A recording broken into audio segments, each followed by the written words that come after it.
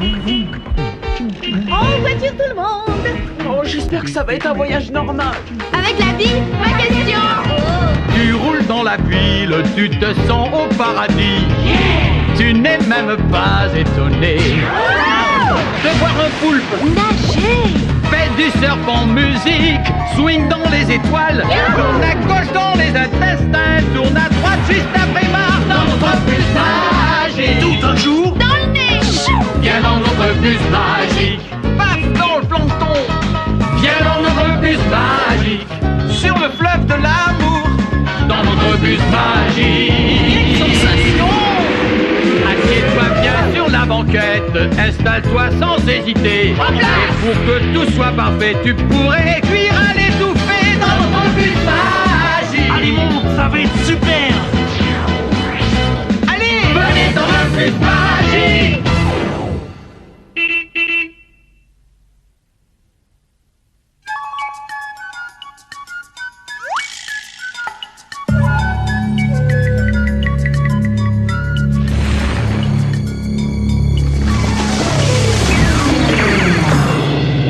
Moi, je trouve qu'il manque quelque chose. Je ne suis pas d'accord, notre diorama est parfait, il n'y manque rien. Ah, désolé, mais pour moi, ça ne ressemble pas à un désert. Quoi? Tu veux rire? C'est plus vrai que nature.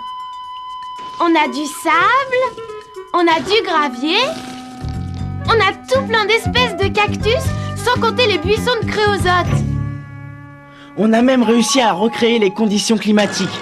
Le soleil impitoyable, les tempêtes de vent brûlants qui dessèchent la peau. Thomas a raison, il manque quelque chose. Promenons-nous dans le désert, dans la chaleur et la poussière, on va traverser l'enfer. Hé, comme je le dis toujours, il faut être fou pour partir sans être préparé. D'accord avec vous, mademoiselle. C'est quelque chose que je me dis tous les jours. Ça y est, j'ai trouvé ce qui nous manque. Ce sont les animaux. Mademoiselle, notre diorama ne sera jamais complet si on n'y met pas d'animaux. Oh, mais c'est que tu as tout à fait raison, Ophélie. Pour l'instant, ça fera l'affaire. Pardon, ça veut dire quoi pour l'instant? Merci beaucoup, mademoiselle. Tiens, toi tu seras bien ici. D'après mon livre de zoologie, c'est une souris kangourou. Et ça, c'est un lézard appelé Gila. Qu'est-ce qu'il est mignon. Il y a vraiment que toi pour trouver ça mignon. Et c'est pas fini. Une tortue, un scarabée, un scorpion, un gros lièvre et un coucou terrestre. Tu vas te mettre à jouer les poules mouillées? Celui-là, c'est mon préféré. C'est un bébé coyote. Voyons, Ophélie, tu crois vraiment que tous ces animaux vivent dans le désert? Réfléchis un peu. C'est une vraie canicule là-bas. La chaleur est tellement forte que tu n'arrives même plus à respirer. Et les pauvres animaux, ils n'auraient même pas un endroit pour se mettre à l'abri. La chaleur, la chaleur. Mais... Il y a pire encore. À part du sable, il n'y a rien à se mettre sous la dent.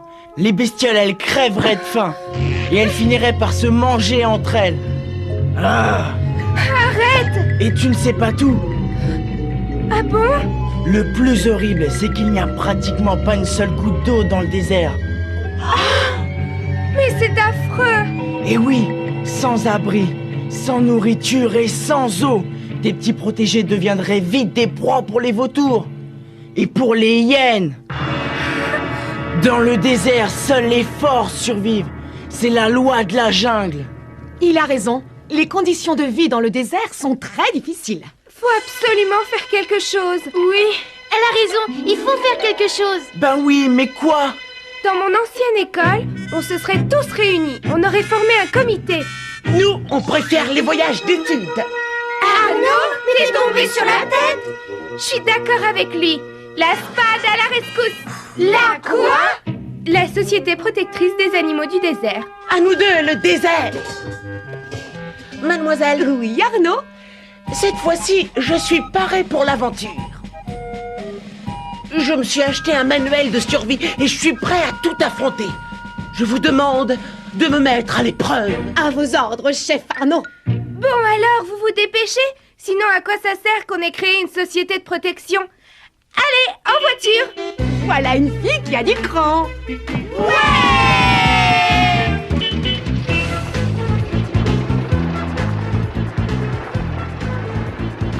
Dis Arnaud, t'as quoi dans ton sac à dos? De la crème solaire, ma trousse d'urgence et quelques douzaines de barres de chocolat. Quoi? T'as pas pris de ballon? Je te rappelle qu'on n'est pas parti pour rigoler. Comment ça? On peut très bien défendre une noble cause et s'amuser. S'il vous plaît, mademoiselle, vous pourriez pas appuyer sur le champignon?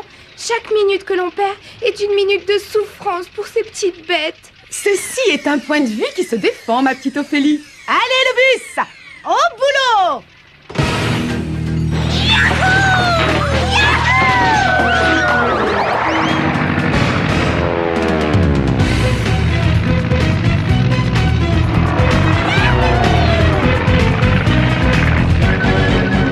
Elle descend de la montagne à cheval. Elle descend de la montagne. Alors on arrive. Du calme, Ophélie, on vient à peine de décoller. Nous survolons les montagnes et la SPAD n'a rien à faire dans une zone aussi favorisée. C'est vrai qu'il y a de la nourriture, de l'eau et des abris. Mais alors, qu'est-ce qu'on fait ici, mademoiselle? Bonne question. Sans ces montagnes, il n'y aurait pas de désert.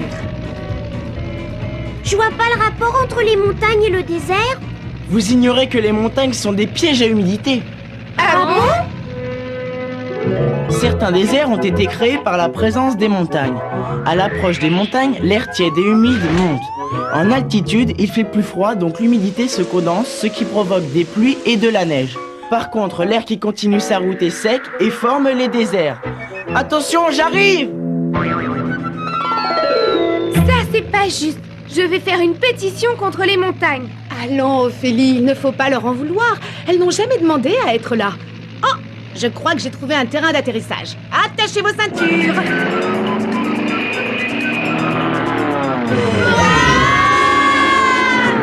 D'après mon manuel, chapitre 3, paragraphe 18, lorsque vous perdez de l'altitude, le mieux c'est de sortir son parachute.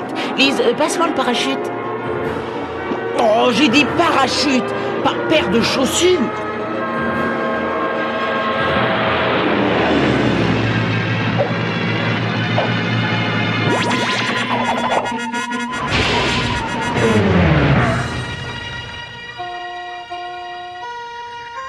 Regardez-moi ça. Phew. La sonde thermique indique 48 degrés centigrades. C'est terrifiant. Je me demande comment on peut vivre ici. Regarde! Un vautour du désert! J'ai l'impression qu'il voit en nous son prochain hamburger! Alors, où est passé votre enthousiasme, soldats de la SPAD? Allez, sur le terrain, explorez. C'est comme ça qu'on apprend. De toute façon, moi, j'ai mon manuel. Je saurais me tirer d'affaire. Allez, les amis du désert, on ne va quand même pas rester là, les bras croisés. On a quand même mieux à faire. Arrêtez de parler de désert. À chaque fois, ça me fait penser à dessert. Et je suis affamée. Et t'as bien dit que t'avais emmené du chocolat? Désolée, mais je crois bien qu'il a fondu. Comment pouvez-vous vous préoccuper de vos estomacs? On a une mission, on doit sauver les pauvres petites bêtes. Les seules pauvres bêtes que je vois dans le coin, c'est nous. Tu as tort. En voilà une. C'est un lézard à collerette. Et c'est quoi ce drôle d'oiseau? Ça, Kisha, c'est un coucou terrestre.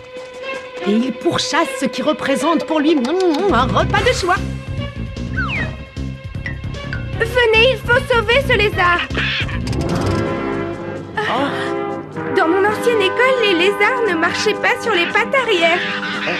Allez, tout le monde remonte dans le bus. Ophélie, t'exagères. Ah oui, t'aimerais, toi, être dans la peau d'un lézard poursuivi par un coucou? Si ça vous intéresse, on peut essayer de voir quel effet ça fait. Waouh! Génial! On s'est transformé en lézard, en monstre de Gila. Et comme je le dis toujours, dans la vie, c'est manger ou être mangé. Ça ne me plaît pas du tout, du tout, du tout. Ah, moi non plus. Il est en train de nous rattraper. Ouais, et moi je préfère être dans le camp de ceux qui mangent.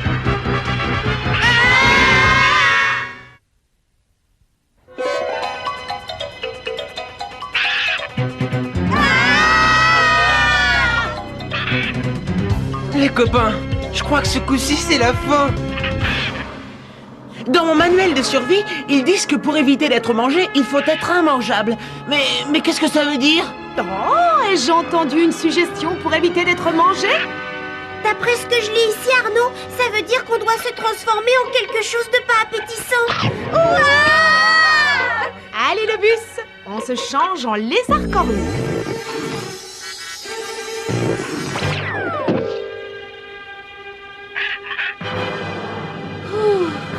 On a eu chaud. On peut en tirer une conclusion, c'est que ce sale oiseau n'aime pas les lézards cornus. T'aimerais ça, toi? Si je comprends bien, les petits animaux ont deux moyens pour éviter d'être mangés. Soit ils courent vite, soit ils ont des piquants. Bien, Ophélie, tu as tout à fait raison. Et ça veut dire qu'ils peuvent se débrouiller sans ton aide. Je n'en suis pas si sûre que ça. La vie est très dure dans le désert. À qui le dis-tu? Avec cette chaleur, je n'ai qu'une envie, c'est de faire la sieste. D'accord avec toi. Je suis en train de mourir de chaud. Justement, imaginez ce que doivent ressentir ces pauvres animaux sans défense. Il faut leur venir en aide, c'est le but qu'on s'est fixé. S'il vous plaît, arrêtez le bus. Dehors, les enfants! Oh non! Et en rang par deux, s'il vous plaît.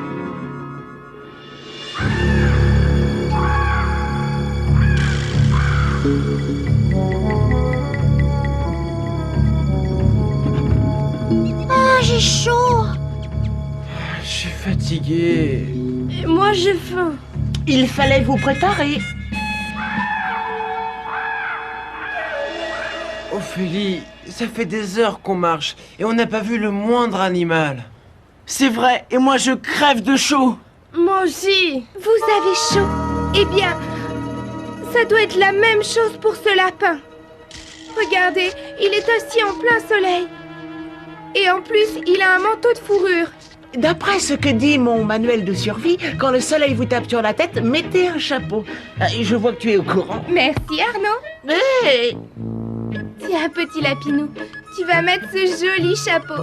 Ça te protégera du soleil. Ophélie! Arnaud, comment on va protéger ce lapin de la chaleur? Attends voir. Tu sais, il n'a pas besoin de toi, Ophélie. Alors là vraiment, je suis heureux de vous l'entendre dire. C'est la stricte vérité. Carlos, tu vois bien que ce lapin a besoin de notre aide. Désolée de te contredire, Ophélie, mais je crois qu'ils ont raison. Vous savez tous que dans un moteur, c'est l'eau du radiateur qui sert au refroidissement. Eh bien, chez les animaux du désert, c'est pareil. Enfin, chez ceux qui ont de grandes oreilles. Lorsqu'ils passent par là, le sang se trouve refroidi. Et l'animal aussi. Allez Ophélie, regarde. Les lézards et les lapins n'ont vraiment pas besoin de notre aide. Bon d'accord, j'avoue qu'il se débrouille très bien tout seul. Mais regarde cette pauvre tortue. Oh, joli spécimen de tortue du désert. Ce n'est pas dans leurs habitudes de se promener en plein soleil. Tu vois, elle a besoin de nous. Allez, on y va. Nous devons la sauver, mademoiselle. Dis Ophélie, pourquoi nous? Carlos, ne sois pas aussi égoïste. Ça te dirait d'être une tortue en train de rôtir en plein soleil? T'aurais mieux fait de te taire. Comme je le dis toujours, rien ne remplace jamais l'expérience. Oh non!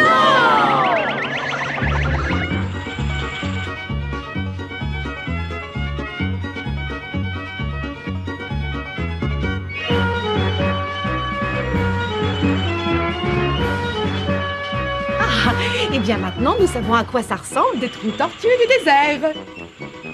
On peut savoir où on est? Nous sommes dans un terrier. D'après la sonde, il fait beaucoup plus frais ici. Et c'est une excellente observation, Kisha. Tu vois, encore un animal qui peut très bien se passer de tes services, ça devrait te faire plaisir.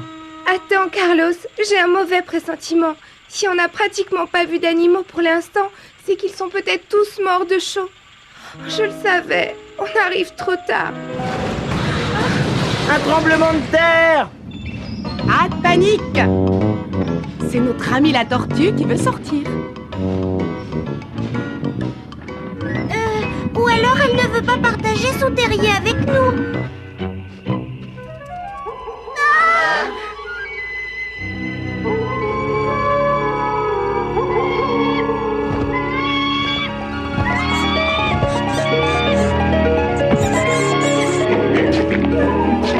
Vous croyez qu'on on est toujours dans le désert? C'est drôle, je ne reconnais plus rien. Le soleil s'est couché et tout a changé. Carlos, viens voir. Oh, c'est trop mignon. Attends, je compte. 13, 14... Alors tu vois, il n'était pas trop tard. Si on ne voyait pas plus d'animaux, c'est qu'ils attendaient le coucher du soleil pour sortir. Il ne fait plus que 10 degrés. Est-ce que par hasard, tu aurais pensé à prendre des pulls? C'est fou ce que l'air se rafraîchit dès qu'il n'y a plus de soleil. Et si j'en crois toujours mon manuel de survie, pour combattre la chaleur, faites comme la plupart des animaux. Ne sortez que la nuit. Tu vois bien, Ophélie, qu'ils n'ont pas besoin de nous. Ils sont tout à fait capables de se débrouiller tout seuls. Allez, Ophélie, ça arrive à tout le monde de se tromper. Comme je le dis toujours, c'est en faisant des erreurs qu'on apprend. Et là, je crois que vous avez beaucoup appris.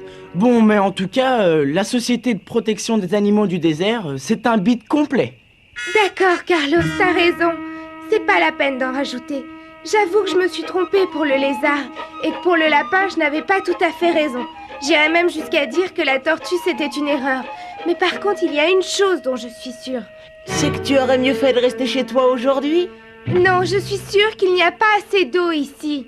À qui le dis-tu? Donne ça, toi. Hé, ça va pas! Si personne ne veut m'aider à donner de l'eau à ces pauvres bêtes, je le ferai moi-même. Ophélie, où est-ce que tu vas? Je vais remplir notre mission. Et si vous ne voulez pas m'aider, libre à vous. Ophélie, on n'est pas toujours d'accord. Mais écoute-moi. D'accord, j'écoute. Bon, ces animaux n'ont pas eu besoin de toi pour survivre. Ils savent se protéger du soleil et des prédateurs. Et alors? Ils savent s'adapter, d'accord? Ben oui. Alors à mon avis, ils n'ont pas besoin de ton eau. Carlos, tu te rends compte de ce que tu dis? Tu oublies qu'il n'y a pas d'eau dans le désert. Et là où il n'y a pas d'eau, il n'y a pas de vie. Mais regarde-les. D'accord, il n'y a peut-être pas d'eau, mais tous ces animaux sont bien vivants. Donc ils trouvent de l'eau. D'accord, monsieur, je sais tout. Explique-moi comment. Je t'écoute, Carlos. Tu as la parole. Expose ta théorie. Je suis curieuse de l'entendre. J'en ai aucune idée. Ils sèchent. Si ça se trouve, c'est des gens comme moi qui leur apportent de l'eau. Et c'est grâce à nous s'ils peuvent rester en vie. T'es dingue. Si tu veux leur donner de l'eau, économise-la. Qu'est-ce que tu racontes? C'est toi qui viens de m'asperger, non? On dirait que c'est de la pluie.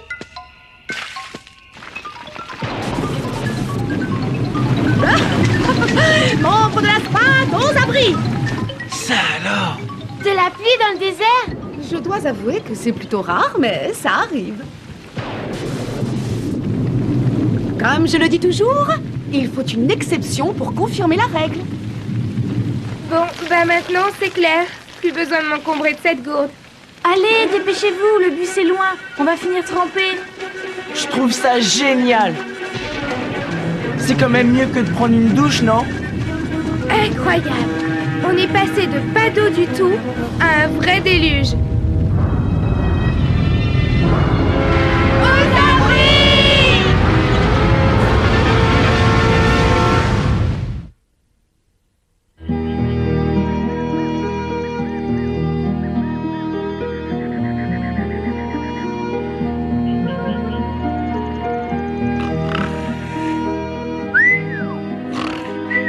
Bonjour tout le monde.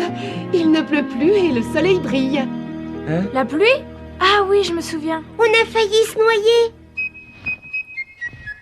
Est-ce qu'on n'est pas en train de rêver? Pas du tout, Ophélie. C'est à ça que ressemble le désert après la pluie. Tout a changé d'aspect. Il y a de la vie partout. La SPAD n'a plus aucune raison d'être. Ça ne ressemble même plus à un désert. Oh, les merveilles de la nature. Elle ne cessera jamais de m'étonner. Est-ce que tu vois ce que je vois? Il y a de quoi faire un sacré bouquet. On dirait que les fleurs attendaient de l'eau pour éclore. Bah, il y a des crevettes là, dans la flaque d'eau. Des crevettes dans le désert? Regardez, c'est pas tout, il y a aussi des cochons. C'est presque ça, Anne-Sophie. En fait, ce sont des pécaris, des cousins éloignés de nos cochons. Il y a plein d'eau dans ce cactus. D'après ce que je suis en train de lire, le cactus, c'est un peu comme un ballon en caoutchouc. Quand l'eau est dedans, elle ne peut plus sortir. Eh, c'est pour ça que son écorce est lisse comme du plastique. Comme je le dis toujours, quand il pleut à gros bouillon, le désert fait ses provisions. Finalement, tu n'avais pas tort. Le désert a besoin d'eau et les animaux ont besoin de protection contre la chaleur et les prédateurs. Oui, mais toi aussi tu étais dans le vrai, Carlos. Ils n'ont pas du tout besoin de nous. Ils sont adaptés à leur propre environnement. Très juste, Ophélie. Toutes les espèces vivantes ici se sont adaptées aux conditions spécifiques du désert. La leçon est terminée, les enfants. Vous voulez dire qu'absorber l'eau le plus vite possible est une forme d'adaptation? C'est une déduction très judicieuse. Alors les piquants aussi, c'est une adaptation. Ça leur évite de se faire dévorer. Et ça leur permet de s'enfouir dans le sable. Tout comme avoir de longues oreilles, c'est un moyen de combattre la chaleur. Absolument. Aussi bien les plantes que les animaux se sont adaptés pour survivre.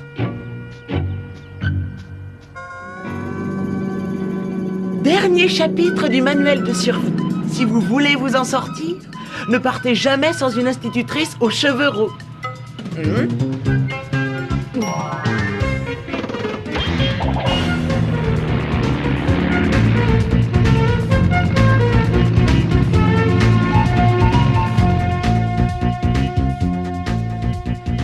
Bon, exception faite du moment où on a failli être dévoré et de celui où on a failli finir brûlé par le soleil. Bon, je ne parle pas du moment où on a failli se noyer. En fin de compte, ce manuel nous a été d'un très grand secours. Tu as bien fait de l'emporter avec toi. Maintenant que j'ai compris que les espèces vivantes dans le désert étaient adaptées à leur environnement, je devrais peut-être créer un autre mouvement. Ophélie, je ne suis pas sûre que ce soit... Nous ne pouvons pas rester ici à ne rien faire. Mais Ophélie, on n'arrête pas de faire des choses. Ça c'est vrai, elle a raison, on n'arrête pas. Mais cette fois-ci, il y a vraiment une espèce en danger. Je propose qu'on l'appelle SPEF. SPEF ? La Société protectrice des élèves fatigués. Carlos! Il n'a visiblement pas de capacité d'adaptation au voyage d'études dans le désert. Si on en croit ce que je suis en train de lire, l'hibernation est une forme d'adaptation. Rentrez bien, les enfants. Et faites attention. Oh, moi aussi, je suis fatiguée.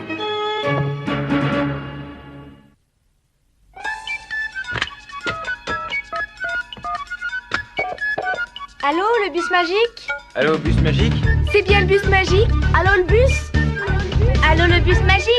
Allô, le bus magique? Allô, le bus magique? On veut tous parler au bus magique.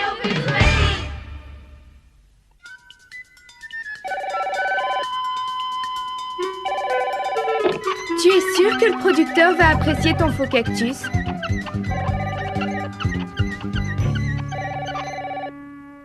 Mince, le téléphone. Quoi? Dans mon ancienne école, les élèves ne répondaient pas au téléphone. Allô? C'est le bus magique? Oui, mais... Parfait. Je viens de créer un mouvement pour la protection des souris-kangourous. Ah oui, c'est bien. Enfin, je veux dire, c'est bien d'y avoir pensé, mais elles n'en ont pas besoin. Tu veux dire qu'elles sont parfaitement adaptées aux conditions du désert? Exact. Par exemple, elles peuvent très bien ne jamais boire une goutte d'eau. Elles se contentent très bien de celle qui est contenue dans les plantes. Et est-ce qu'elles sont aussi adaptées aux nuits très courtes? Au quoi? Aux nuits courtes. Dans l'émission, la nuit ne dure que 5 secondes. Oui, je vois. C'est parce qu'on n'avait pas beaucoup de temps. Ah oui, d'accord. Mais on a quand même montré que les animaux du désert sortaient la nuit. C'est une forme d'adaptation.